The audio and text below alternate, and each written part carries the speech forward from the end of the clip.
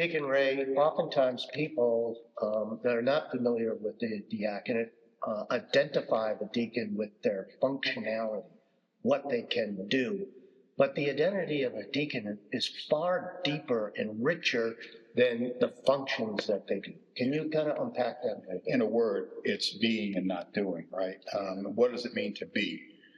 And that's a significant understanding that anyone who's pursued anything in their lives, or anyone who's been called to a vocation or an avocation, has to understand that I'm not simply doing this. I have to pour myself into it, and I have to draw from the gift of what it is to be able to be successful, to be able to accomplish things in order to be faithful, whatever that might be.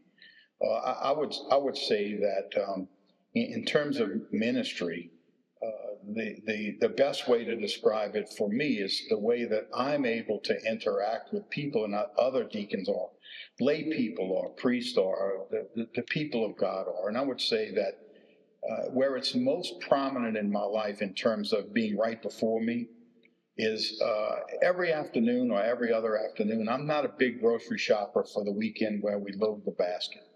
I'll stop because it's right on the way home. It's a little small grocery store, and I can get in and out in 7 to 10 minutes. I know what I'm going to get. I get it, and I put it in the basket. However, rarely do I get out in 7 to 10 minutes, because what happens is I go in, and people know me, not for what I do, but who they see me being in the rest of my life.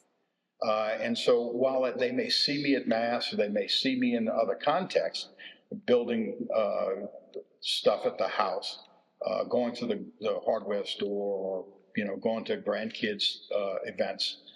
When I go into the grocery store, a funny thing has happened all of these years, and I take it as a very prayerful experience, a little exasperating when I'm in a hurry, but it's a prayerful experience. And so I'll go into the store, and I'll be walking up the little 10 aisles they have in the store, and inevitably, not every time I go, but with some regularity, I get in the store, and somebody will come up to me and say, "Hey, Deacon." Well, when they say, "Hey, Deacon," I recognize that they're connecting me with something. And since they don't see a lot of what I do, it has to be something about what I am, right? And so I encounter that. And it's what I call the cleanup on aisle 10, right? People tell us stories about their lives. They come up with concerns. And it takes a little while to listen attentively to what it is they want to communicate, or what it is they're asking.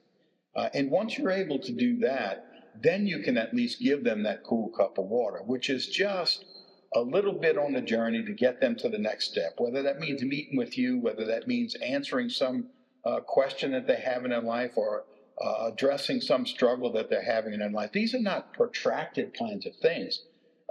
My goodness, I'm not a counselor. I'm not trained to do that, but I certainly have very practical experiences in life that obviously people understand I do, and so we share. And this is a great gift to me in terms of ministry, because it reinforces the sense of serving and also of being and not doing, because there's literally nothing I can do in a grocery store for somebody, so. That's a great story. In formation, we tend to concentrate on skills and competencies, which is very, very important. We do want deacons that are skilled and competent, but we want them to be formed beyond that. And I know we've talked about this a number of times. It's not only the fact of being that's important, but I think what you've just explained in the grocery aisle is presence. And most of what a deacon can do, if not everything, can be done by a lay person or by a priest or some other person. But I think what a deacon might bring that others don't bring is this sacramentalized service of being present for others in the difficulty of their lives. Because signs have meaning, right? And if we're going to be an icon of Christ's servant, then we do what is called for, what is effected in our ordination. And so, yeah, that's an important reality to always bear in mind,